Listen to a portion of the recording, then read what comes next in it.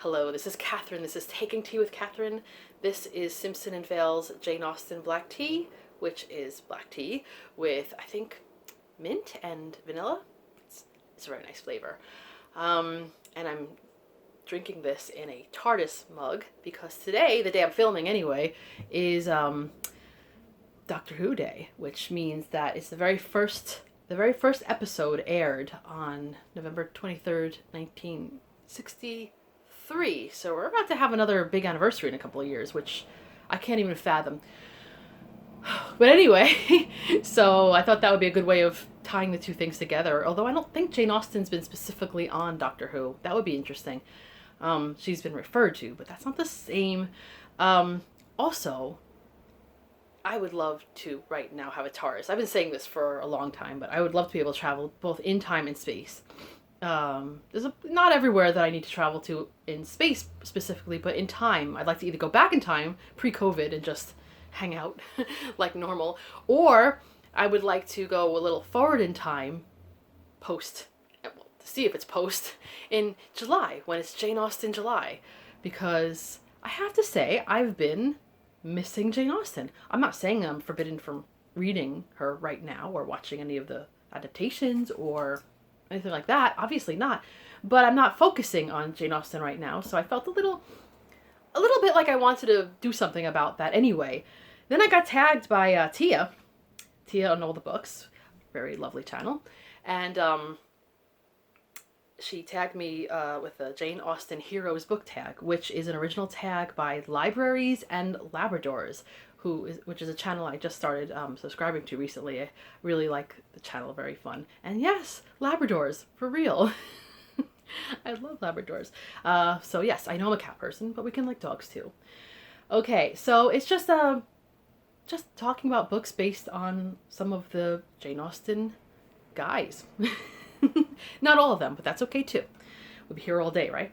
So it starts with the guy, Mr. Darcy, and it is pick a book you thought you wouldn't like but ended up loving. And I was trying to think about that because as often there are books that when I've been in book clubs, right now I think I'm between any proper book clubs, but when I've been in them, sometimes they'll select a book to read and I'm kind of not wanting to do it, and then I find out that I actually end up liking the book, so that's a really great surprise. But then, often I know if I'm gonna like a book, I think. But this is a good example of a book that I don't think I thought I would hate it, but I just didn't think I would like it as much as I did. And I didn't even like it as much as I did until later, if that makes sense. I've mentioned this very recently, and that's Jane Eyre by Charlotte Bronte. It's I'd read some Charlotte Bronte before and liked what I read so far, but I don't know. It was just that everybody raved about Jane Eyre so much, and I thought, I knew the story for the most part, and I thought, it's going to be okay, but do I really, really, really need to? And then I read it, and I was like, this is really a page-turner, and it's very interesting. I don't love everything about it, but I quite like it. And then I did, continue to like it as the time has gone by, so that I got a nice copy of it. And, I guess it's the Mr. Darcy, featuring a slightly Darcy-ish character. Oh, look who decided to be in a Jane Austen tag. Hi, Janie. Yes, she knows somehow. Okay. So the next one is Mr. Collins. Sorry. Pick a book you said nope to. So that's like a DNF. And, most of the books that I DNF, I either get rid of or I return to the library if it's a library book. But I do have this one. I should try to fix it. It seems to be getting a little bit crumbly because it's a very old book, but I bought it at a library sale for really cheap, and I thought I would like it just because I liked some of the story behind the author, etc. And I read it for October of 2019, and I could not keep going with it. I probably won't ever, even though I kept the bookmark in it, but it was an ordeal. So it's The Ordeal of Richard Feverel by George Meredith. He is kind of an acquired taste from what I gather from anyone else who's read him, so I don't know. I would like to return to it at some point, maybe, but I have many other books I want to read, so this is definitely a nope. And a bit of a drudge, Mr. Collins. So, number 3, Wickham. Pick a book with a misleading cover. Now, I think a lot of books have slightly misleading covers or titles or descriptions or whatever, but this is also a book I read for October of 2019, and I liked it, but the cover... Okay, this is Hargrave by Fanny Trollope. Frances Trollope, depends on what you want to call her, but Anthony Trollope's mother. This picture, it's a painting. I think it says, does it say what the painting is in the back? It doesn't say here, but I think this is a slightly well-known painting, but it just doesn't seem to... Oh, wait, hold on. Detail from Abandon by James Jacques Joseph Tissot, 1936 to 1902, so I guess a Victorian painter. Anyway, I'm not going to get too much into that, but I've seen this picture, and if I recall properly, there's nothing in the book that has a scene like this. Maybe I forgot, but I see this picture on so many different classics, and I'm like, I don't know, I just think it's overdone, and it doesn't really portray what the story is about. And I've seen other ones too, like, speaking of Jane Austen, there's the Barnes & Noble edition, one of the Barnes & Noble classic editions of Pride and Prejudice, has a painting by, I think, Manet, the balcony painting, and it's very Victorian, and it just looks nothing like a Jane Austen novel. And I'm like, why would they put that there? It's like, okay, we have a bit of artwork we can slap on here. Anyway, so a little misleading, but it's just kind of more annoying to me. Okay. Number 4, Mr. Knightley. Pick a childhood favorite that has stuck with you through thick and thin. Yes, this was a book I reread this year after many years of not having done so, even though I've loved this story and the series for a big chunk of my life, and that is Anne of Green Gables. Can't go wrong with Anne. I love her so much. I love Avonlea so much. Most of the people that she encounters are just such characters, such good writing, but Anne herself is just amazing. And I wanna jump into the book and visit her. Like the Pages and Co books. I was just talking about them with my sister, and yes, it would be great to be able to live in Avonlea or Green Gables or Prince Edward Island for even a few days.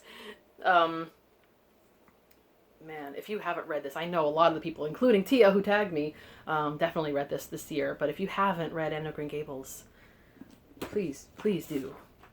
And if you don't like it, oh well. Not everyone likes Mr. Knightley, so okay. Next one, Edward Ferrars. Not my favorite guy, but anyway, pick a book that keeps coming back to your mind that you can't stop thinking about. And there's a number of books that have stayed with me. I think I already mentioned some here, like Jane Eyre. I read not as much as some people, but I read quite a lot, so sometimes I just finish a book and move on. And I'll remember things later on, maybe a book that makes me laugh. That's fine. So there's a lot of nonfiction books. There's a lot of memoirs I could have thought of. And being that this is Nonfiction November, I wanted to maybe incorporate some nonfiction. I do, at least for one book. But I mainly focus on novels because Jane Austen was a novelist, so whatever. But here's 2 books that I read last year that I ended up, they were library books, and then I ended up buying them at a discount because, that's how I go. But I don't know, I just thought about them long after I finished the book. And one of them is Eleanor, Oliphant is Completely Fine by Gail Honeyman. This does have a bit of an inspiration of a Jane Austen novel. So that's not why I picked it, but just thought I'd mention that. It was kind of an odd story, and the character is semi-likable, semi-a-little odd, but the reveal of what had happened to her and why she was the way she was and the things that happened, I thought about it a lot after I was done. I kind of want to reread it again. I know not everyone, this is acquired taste. Not acquired taste, that sounds so snobby, but like it's a taste.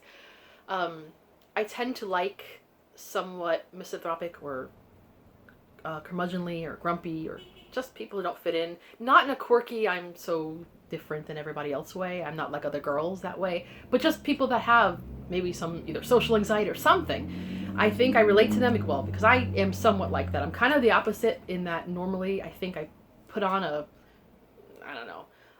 friendly, and I can be friendly, but I am quite a grumpy person inside. I try not to be though. So I find this interesting to read about a bit. And the other one I thought about, because it's not because I kept thinking about it right after I read the book, but I ended up buying this at Book Off for $1, like almost a year after I read it. And I don't know, recently I was thinking about it again. And that's Lillian Boxfish Takes a Walk by Catherine Rooney. It's loosely based on an actual writer, I think a poet's life, but, very loosely based. And the story is, it does go back into this woman's life, but the premise is really that it's reminiscing while in the mid-'80s, this 80-something-year-old woman decides to, first, I think it was New Year's Eve, decides to just walk. She goes from midtownish Manhattan all the way downtown, and I think back again. It's cold out, so it's kind of, an odd choice. But that's not the reason why. I mean, I like reading about walking, especially in places like New York, because I'm quite someone who likes to walk in New York. But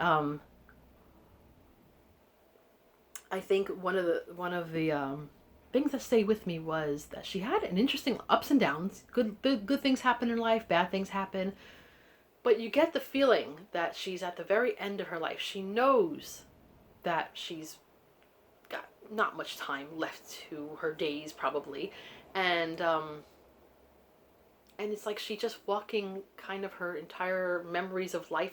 It's almost like she's, I know it sounds weird because she does interact with people, but it's almost like she's haunting the areas that she has known for so long. It's almost like she's on the border of not ever really belonging there anymore. She's history, kind of, and just reliving history in her mind, and while she's going to different restaurants and things and places and visiting people and making acquaintances or whatever.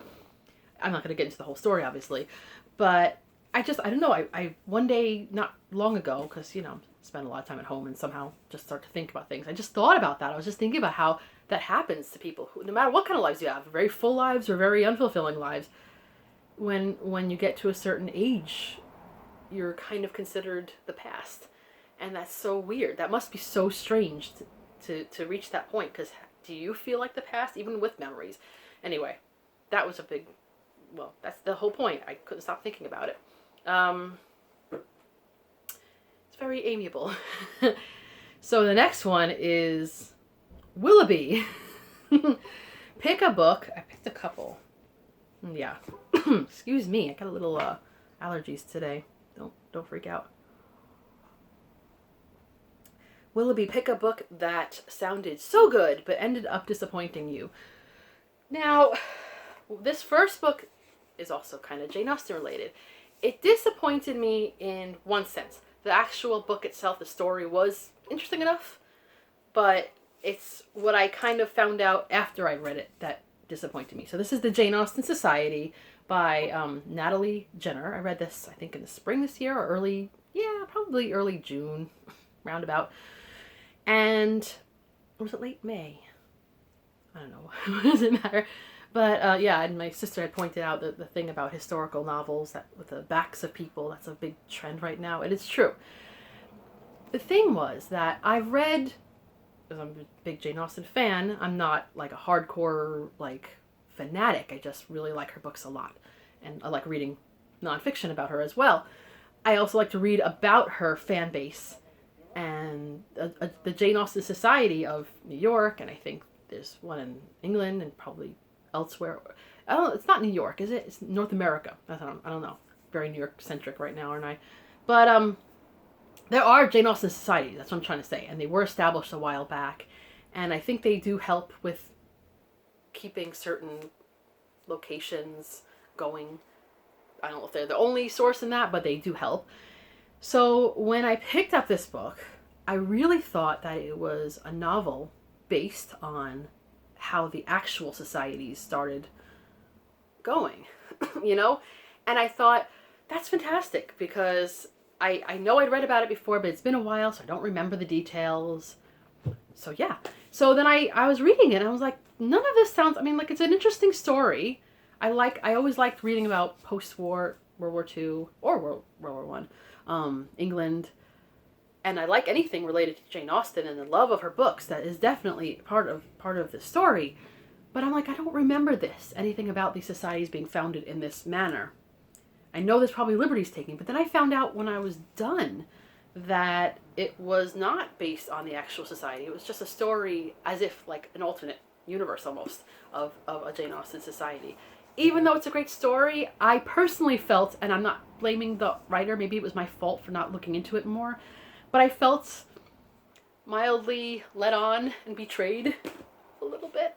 I didn't run into, the rain and get sick or anything like that, but I was mildly disappointed. And the other one is the one nonfiction I'm mentioning right now. There probably are there are actually quite a few nonfictions this year that I read that I expected something else, and it was like, oh, no, not necessarily. This is a book that I also read, I think in April, and I didn't finish it, actually. I didn't get very far in this book, and I want to keep going, but I'm still disappointed. So this is The Catman of Gotham, Tales of Feline Friendships in Old New York by Peggy Gavan. And I bought this in a local bookshop, and, I think I have slightly higher hopes when I spend basically full price for a book. I know that's a bit, asking too much sometimes, but, like when I buy a book for like $1 at Book Off, I could still get disappointed because it's a waste of time if I spent time reading it. But at least I go, oh, at least it was $1. But when you spend like close to $20 on a book, you want to be totally rewarded. And I found that this book, yes, they talk about these cats and the people that they interact with, but they get so much into like the places and the former places they were located in and the structure of the buildings and stuff like that. In a way, I think I could like that, but I just really wasn't in the mood for that, and it wasn't what I had in mind when I started it. Not enough about the cats and not enough about the catmen. So maybe, look, I only got up to page 52. So maybe if I keep going, it'll get better. So maybe I'll get back to this at some point. Who knows? Okay, so Captain Wentworth. Yes! Pick an underrated book that deserves more love. Now, I'm going to just, before I say the actual book that I chose, I thought I'd also mention the actual Persuasion, because I know that among Jane Austen people, this is a well-loved book, and I know the people who like Persuasion, but most people who are just average, like they might like Jane Austen a little bit, they don't always talk about Persuasion in quite the way that I personally feel about it. Like this is my favorite Jane Austen book. I love Pride and Prejudice. Pride and Prejudice is almost high as a favorite, but Persuasion just is another book that really just spoke to me, and I read it when I was pretty young, and even though it was a book that was kind of when I say mature, but like, because the characters are slightly more mature than the previous books. I was younger. I was in my late teens, I think, when I read this book, so I was more of the age of most of the other characters in the other books, but I still felt this book very much, and I feel it even more as time goes on. That's why I'm like, yeah, Captain Wentworth, exactly. I don't think it gets the love that it should. I'm probably going to review this in July, but I don't know if I can wait, because I've been really itching for it, And then I'm going to mention this book. When it said underrated book, I thought of Goodreads, and let's find out how many stars this got on Goodreads. And this one got ripped apart on Goodreads and in one of the book clubs I was in, and yet I read it twice, maybe 3 times, and really liked it. And yes, I'm going to say right away, if you see this book, if you read it before, yes, there's a bit of too much philosophy going on in the book. The writer is a philosopher. Nevertheless, The Elegance of the Hedgehog by Muriel Barbary, which I read probably around 2009-ish, and I didn't love everything about it, but I really did like the book. It's about 2 main characters. Renee, who's a middle-aged concierge in this apartment building that has mostly upper-class residents, and she sort of disguises her upper-class kind of tastes from them, because she's considered not of their class, which sounds like a weird thing. In Paris, it's in Paris. And so she has her whole, she seems like a cranky kind of person, but she hides a whole love and taste for the arts and for literature and for food and all this stuff. And then there's a little girl think her name is Paloma, and who is actually planning to commit suicide at some point, but she's not there yet, but she's got all kinds of issues. Kind of thinks she's better than other people too. Both of them kind of have that attitude, but they encounter a new resident of the building who sort of brings out the best in them. I don't know how to explain that. Anyway, I really like this book, even though it has its really sad moments. I could see not everyone liking it, but from what I hear, it's very well liked in France, and maybe it doesn't translate well to American readers. And I'm not saying, oh, I'm so above American readers, because I am. A lot of my tastes are quite American, but you know what I mean. Even my taste in British books, a lot of Americans go for that. But I don't know. There's just something that I've always liked about this book, and I have people I know that really do like it as well, but then I have just as many people who thought it was absolutely not a great book. So I want to recommend it. I think that it's underrated. And some people will tell you, try to persuade you not to read a book like that, but I say, you know what? Maybe, I can't tell you. Maybe you would like it, but I liked it. Anyway, so I'm going on and on again, as I do. This was a lovely tag. I want to tag people, but I feel like I've seen this being done a little bit now, and I'm not sure who else hasn't been tagged. I would say if you're missing Jane Austen July, if you like to talk about Jane Austen and books, consider yourself tagged. So this is Catherine at Taking Tea with Catherine. Have a lovely tea and Jane Austen filled day. Goodbye.